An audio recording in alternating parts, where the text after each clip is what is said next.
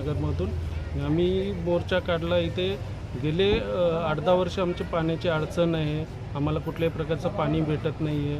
त्याच्यामुळे आम्ही सतत 3 टाईम आमदार असलेले, 3 टाईम खासदार असलेले यांच्याकडे आम्ही पाठपुरावा केला. त्याचं आम्हाला कुठल्याही प्रकारचं समाधान न भेटल्यामुळे आम्ही हा मोर्चा काढलेला आहे. आम्ही पालिकामध्ये पण प्रत्येक आयुक्तांना लेटर दिलेलं आहे. त्याच्यावरती पण आम्हाला कुठल्याही प्रकारचं त्यांचं कुठल्याही प्रकारचं आम्हाला सहमती काय आलं नाही आहे. त्याच्यामुळे आम्ही हा मोर्चा काढलेला आहे.